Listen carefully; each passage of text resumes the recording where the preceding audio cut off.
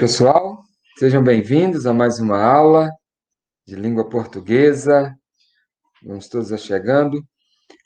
Hoje a nossa aula ela terá algumas características um pouco diferentes. Então, eu peço que você participe, preste bastante atenção. Na medida que surgirem as dúvidas, você pode perguntar, não se acanhe, tá bom? Então, vamos lá para a nossa aula. Eu vou apresentar o slide, tá joia? E qualquer momento você pode falar comigo. Então, hoje a nossa aula terá o cordel como tema para a nossa reflexão, tá bom? O título da nossa aula é Eu que leio, leio a vida. E o objetivo é desenvolver a capacidade reflexiva, a partir da leitura e compreensão de textos de cordel e também das circunstâncias da vida, né? Então, eu separei um trechozinho de um pequeno cordel sobre o Natal. Peço, peço que você assista com atenção, veja a linguagem, as figuras que são utilizadas, e daí nós voltaremos a conversar, tá bom?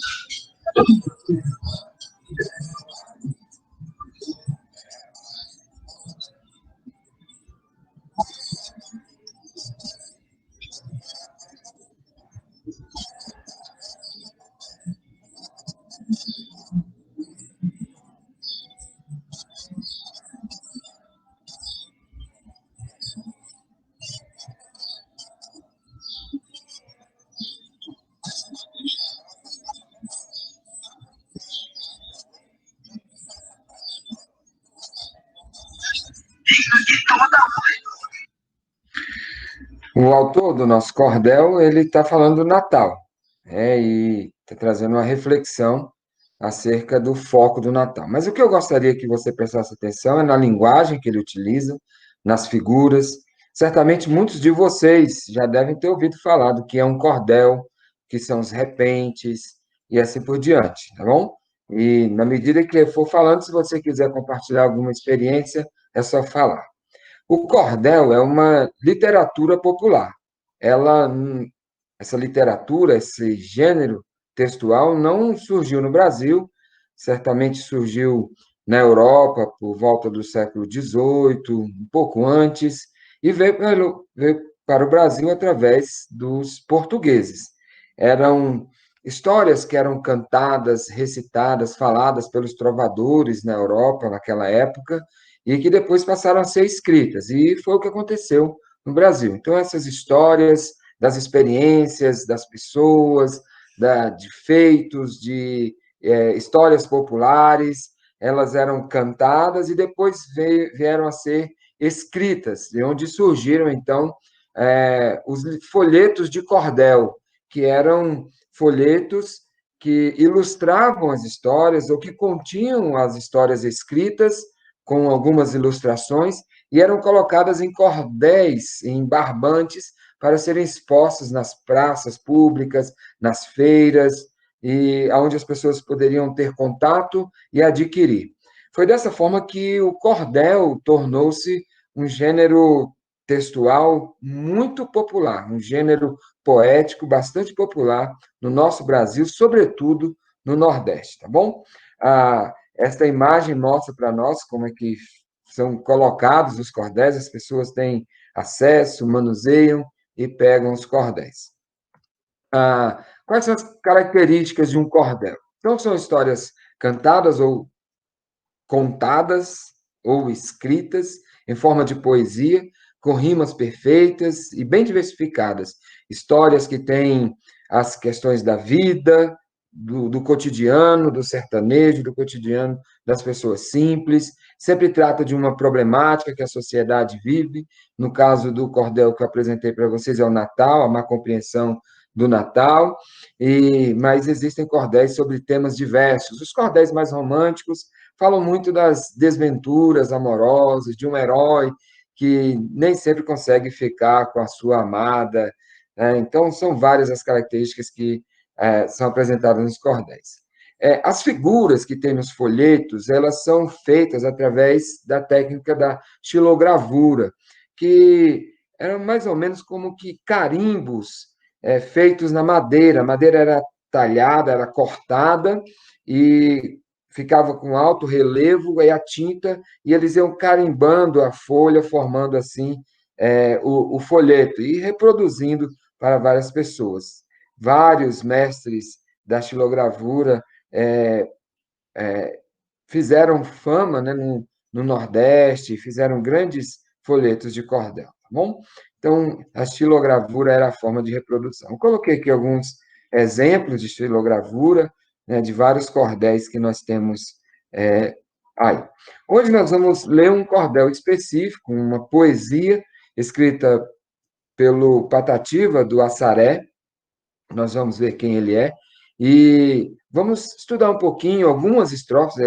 A poesia é grande, não dá para vermos todo. Vamos ver algumas estrofes desta poesia do Patativa do Assaré. Então, aprender a ler para ler com cordel e a vida. Então, nós temos que desenvolver isso. Todos devemos desenvolver, alcançar a habilidade da leitura para ler não só um cordel, um livro, mas ler a nossa realidade. Quem sabe ler entende as coisas de uma forma bem ampla, né? Então, vamos ler alguns trechos do poesia de Patativa do Assaré. O título é A Triste Partida. Setembro passou, com outubro e novembro, já estamos em dezembro. Meu Deus, que é de nós? Assim fala o pobre do seco Nordeste, com medo da peste, da fome feroz. Rompeu-se o Natal, porém Barra não veio. O sol, bem vermelho, nasceu muito além. Na copa da mata, buzina cigarra. Ninguém vê a Barra, pois Barra não tem. Sem chuva na terra, descamba janeiro, depois fevereiro e o mesmo verão. Então, se o roceiro, pensando consigo, diz: Isso é castigo, não chove mais não. Agora, pensando, segui outra tria. Chamando a família, começa a dizer: Eu vendo meu burro, meu jegue e o cavalo. Nós vamos a São Paulo viver ou morrer. Então, ele relata esse dilema da vida do sertanejo, né, face às dificuldades do sertão. Mas quem foi o Patativa da Saré? Rapidamente, para nós entendermos um pouco a poesia dele. Patativa da Saré foi um cearense que nasceu em 1909, no sul do Ceará, na região do município de Assaré, é o segundo filho de 5 irmãos. Ele recebeu esse apelido por causa das suas belas poesias que eram comparadas ao pássaro que tinha na região.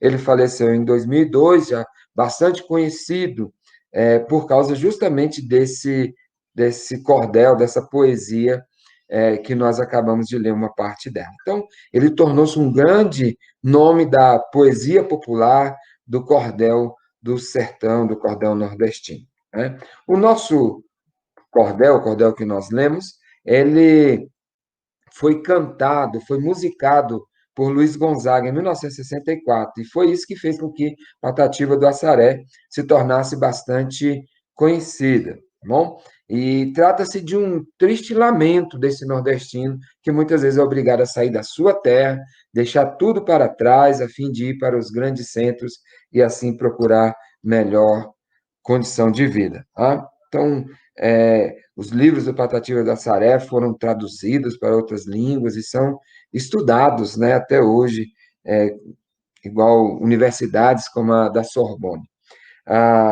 O linguajar simples, o falar sertanejo, as mutilações da língua formal, da forma de escrever, são características não só dos textos do Patativa, mas do cordel nordestino como um todo. Tá bom?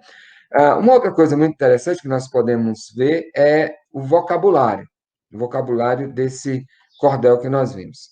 Algumas palavras a gente lê e nos soa mal, né, porque parece que estão escritas erradas. Outubro, só aqui é sol, tamo, né? Não estamos, natá, vermelho, muito além, janeiro, fevereiro, ou seja, são formas de escrever que são diferentes, é uma forma diferente do padrão formal que vocês estão aprendendo aqui na escola. Mas nós temos que entender que essa forma de escrever é característica do autor, que é iletrado, é uma expressão da cultura regional, né, da própria formação do sertanejo, e também tem um objetivo sonoro para as rimas, para a métrica das rimas que o cordel exige, tá bom? Então, temos essas características na linguagem, no vocabulário, e algumas expressões, né, que nós devemos compreender para termos a visão maior do cordel. Rompeu-se o Natal, né? Deu a ideia de que o Natal chegou. Barra é algo que está se esperando, a barra do Natal, a barra do amanhecer, a barra do período de chuvas, né? A copa da mata, né? A parte superior das árvores, onde as cigarras ficam, as cigarras, né? A buzina, a cigarra, né? O canto próprio da cigarra, que geralmente anuncia a chuva, mas nesse caso a chuva não veio. Né? Descamba janeiro, né? Então dá a ideia de que janeiro chegou e passou rapidamente. Está vendo como a linguagem é bem específica, né? E muitas vezes quem não é da região não entende muito bem. Eu sei que aqui tem alguns alunos que são da região, lá do Nordeste, que se familiarizaram muito bem com essa forma de falar, tá? Então, para nossa compreensão, o cordel fala dessa luta dos retirantes, que nós devemos estar conscientes de que ela acontece, e o cordel foi escrito através de um grupo rico, né, de imagens, de sons, de sentimentos, de dores, de sonhos, projetos, né, de questões difíceis e alegres, e assim por diante, tudo expresso por meio de palavras. E essa é a importância grande de estarmos alfabetizados, de sabermos ler, e não só ler juntando palavras, mas de compreender o que nós estamos lendo para pegarmos o sentido da história, pegarmos aquilo que a história está falando, né? A sensibilidade, a criatividade, a regionalidade, a arte do autor, tá bom? Então, essas palavras, né, vocês lembram, nós tratamos já disso, da questão do alfabeto, né, que o nosso alfabeto é constituído 26 letras, né, sendo 21 consoantes, 5 vogais. As consoantes, só para lembrar, B, C, D, F, G, H, e assim por diante. Né? As consoantes é o alfabeto sem as vogais. E as consoantes sozinhas, elas não formam sílabas. Nós vimos isso nas aulas anteriores. E temos também as vogais, A, E, I, o Y, também tem o W, poderia ter colocado e não coloquei, que depois foram acrescentados no nosso alfabeto como vogais. Tá? E as vogais, elas juntas podem formar palavras, coisa que a consoante não é capaz de fazer. E vimos também, só relembrando, as sílabas. Né? Se nós pegarmos a palavra cordel, cordel, né? São duas sílabas. Se nós prestarmos atenção, có, temos a consoante C, a vogal O, a consoante R, a consoante D, a vogal E, a vogal L, tá bom? Então, nós temos nessa palavra cordel duas sílabas. Então, todo esse universo do cordel utilizou da linguagem, né, que era oral e que depois passou a ser escrita e também desenhada pela estilogravura, né, para poder expressar a cultura nordestina, a cultura da região do autor, tá? Então, utilizamos o cordel para entender que é importante aprendermos a ler, a mergulharmos no universo da leitura, e não só juntando palavras, mas procurando compreender de forma. Eu gostaria de encerrar agradecendo a sua atenção, sua participação, e dizendo que é muito importante que nós tenhamos condições de ler livros, cordéis, de ler muitas coisas interessantes que vão nos fazer refletir e nos fazer pensar sobre a vida, sobre as dificuldades, as complexidades que muitas pessoas enfrentam, tá bom? Então, um grande abraço para todos vocês e até a próxima aula. Grande abraço. Muito obrigado.